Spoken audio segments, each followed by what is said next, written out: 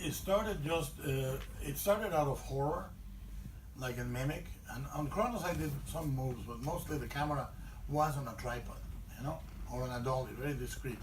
Then on Mimic, I was tortured into moving the camera because basically every day the note from the studio is move the camera, and I started I said I'll move it, but I'll move it the way I want, because back then the Vogue was Steadicam all the time, you know, and I thought I'm gonna do it like a symphony, like if I'm on an over shoulder, I'm gonna be going jib up, pushing jib up, and if I'm on the other side, I'm gonna be pulling back and going down, and I started doing counter movements in action, and eventually I go, I like this, I like it, I actually like it, and I ended up from Mimic on, in the entirety of my filmography, there may be 4 shots on a tripod in my entire filmography, and I cannot think of the 4th one. But then on Devil's Backbone, it became a style.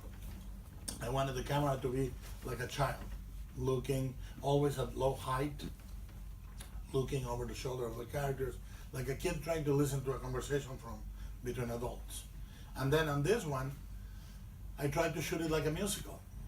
You know, the way the movie opens and so forth and so forth, you know, it's very much like a musical, like a Stanley Donen musical, with roaming camera synchronizing with the actors on a crane all the time. Is really quite beautiful and classic. I'm not a formal innovator.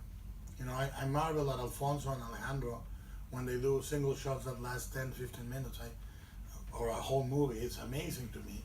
I'm more interested in, I'm interested in William Wellman, Frank Bersagi, William Wyler. You know, I am very classic in that, and I want to bring the sense that the story is so deranged that I want to do the formal aspect in a classical, beautiful way. Now the camera, the way Dan Laustron lights is beautiful. You know, we talked early on, and we decide single light through the sources, window, lamp, bounces, and a very, very strong layer of black, because black obviously, you know, then we color correct the hell out of it, but the black needs to be always solid, because black is going to always saturate your color palette. You know, and if you lose the black, you leach the color out of your palette. And then, you know, the colors are classified months and months before anyone shows up. I work with a very small crew that I call the Submarine. It can be anything from 1 to 4 artists, and I work for 6 months designing the sets. And that doesn't mean the production designer will not add. It will add, in some instances, throw away.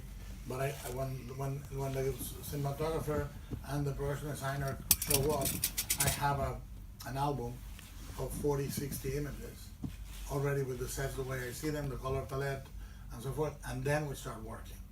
You have to have an idea as a departure point. But Dan Laustron is, for me, one of the great cinematographers working today.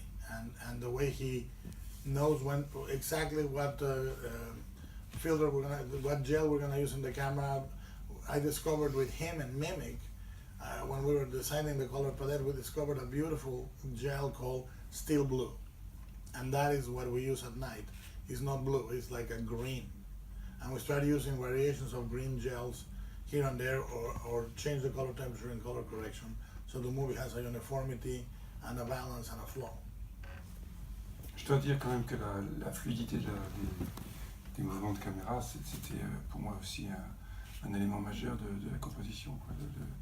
La caméra ne s'arrête jamais, elle est tout le temps en mouvement, du début jusqu'à la fin, il n'y a pas un seul plan fixe.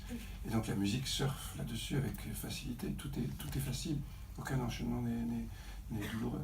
Alors justement, en parlant de cela, je sais qu'il y a un moment très important où on pose la musique et on décide à quel moment elle va s'arrêter ou au contraire reprendre. Est-ce que justement, par rapport à cette fluidité, c'était un défi presque supplémentaire, cette liberté justement dans le silence? Je me souviens qu'à un moment, on s'était dit avec Guillermo que peut-être la musique était un flow ininterrompu, c'est-à-dire qu'on ne devait presque pas apercevoir qu'elle disparaît et puis qu'elle réapparaisse comme si elle était passée undercurrent et puis qu'elle revienne, et c'était un peu ça le projet. Évidemment, on n'a pas mis de la musique du début à la fin, des chansons, etc. Mais c'était un peu cette idée-là, que la musique pouvait apparaître et disparaître sans qu'on s'en rende compte. D'ailleurs, je crois que Guillermo disait aussi qu'il voulait